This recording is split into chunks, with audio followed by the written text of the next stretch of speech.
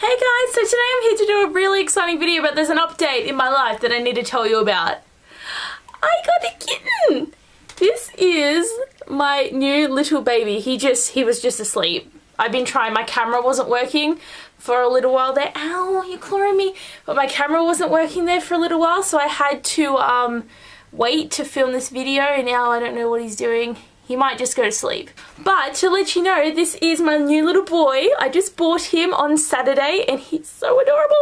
And his name is Azrael because I just couldn't. Like, can't you see the little shadow master, spy master little dude in him? And he's so cute. He is a crazy little guy. Like, he's falling asleep right now. But he's got the little blue eyes like Azrael's little crystals. But I have a kitten and it's the best thing in my whole life. And he's so cute. I love him so much. He's my little new baby and I have a little baby kitten and he needs to sleep, so I have to put him down.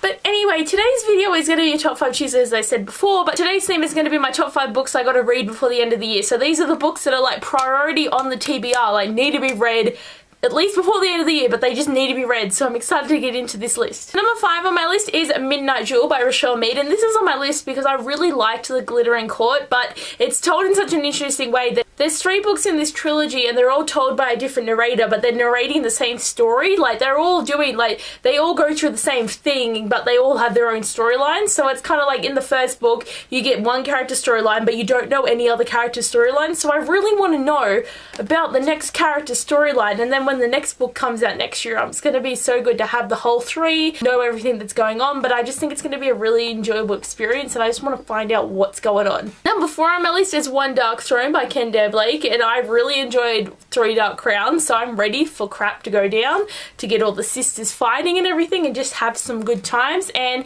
see what happened, because like there's a lot of point of views in this book, so a lot of them had like, you know, their endings were like really cliffhangery and like you had more than one cliffhanger, so I'm really excited to find out what actually is going on with all the characters and what they're doing, and I'm excited to see how this book's going to be written as well, because it was meant to be a duology. Now it's been pushed to be a quartet, so I don't know how you can really turn 2 books into 4, but I'll have to see. Number 3 on my list is King's Cage by Victoria Aveyard, and I suck at everything because I did the same thing with Glass Sword. Like, I bought Glass Sword when it came out and then I didn't read it for like 8 months, and this book I didn't buy until much later, but still I was like, yeah, I'm gonna read King's Cage earlier this time, like gonna get ready with a series, and I haven't done it. Like, this is an anticipated read that I need to read, and I'm kind of scared too though, because like Glass Sword was so crap.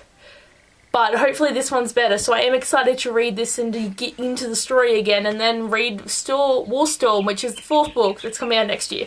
Number 2 on my list is Because You Love to Hate Me by a heap of people. I keep forgetting that this is like an anthology with all these authors, but it's edited by Emma Raleigh. It's got all the booktubers and the authors all writing like stories about villains, but I've had this for ages and I've been waiting for this book to come out for ages. Like, when it was first talked about and all that, I was so pumped. Like, even like 2 years ago when they were talking about it, I was just like, yes, give it to me. And then I finally got it and I haven't read it yet. I got it in hardcover because I didn't want to wait for the Australian paperback and all that to come out, but the paperback isn't like that great. I was waiting so long for this book and I finally have it, and now it's like I haven't read it yet and it irritates me. So hopefully I will read this soon. Well, it's not hopefully, I need to read this. It's an anticipated read, but I've got like a sort of plan going on for all the books that I need to read, but this is definitely up there. Like, I really want to read this soon. And number 1 on my list is Dawn Study by Marie V. Schneider. And the reason that this is at the top of my list is because I am an idiot, okay? I put this on my anticipated reads list with the expectation that I'd be able to read the 5 books prior to this that I haven't read yet. And I'm trying, okay, but it was getting to near the end of the year, and I'm just thinking, oh my god, I have to read 6 books just to reach this goal of reading this anticipated read, and this book is massive. Like, how many pages is this? Like, it's like only 500. Like, that's a really like thick pages, but I have been wanting to read this series for ages and I kept putting it off because I'm like, you'll get time, you'll be able to do it, and then I started full time and then I have no time. But I am currently on the 3rd book of the Stormglass trilogy, which is the one about Opal, and then I can go into this trilogy where this is the 3rd book. So seriously, if I didn't reach any of my goals, I'd be so pumped if I could read this anticipated read. So this is definitely a book that I want to read before the end of the year, because I have to read like 5 books to get to it, which is really, really difficult, and that's like a month of reading for me.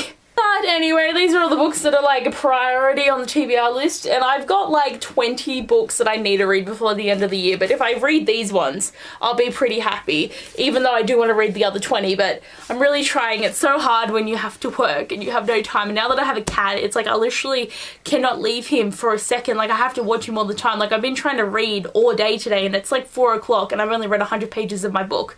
Normally I could like have 200, 300, you know, finish a book kind of thing, but no, my cat, little Azrael, is taking up all my time, and it's so hard. So hard. But anyway, guys, I hope you enjoyed this video and wish me luck on hoping that I can actually get these books read. But anyway, guys, thanks for watching, and I'll talk to you later. Bye!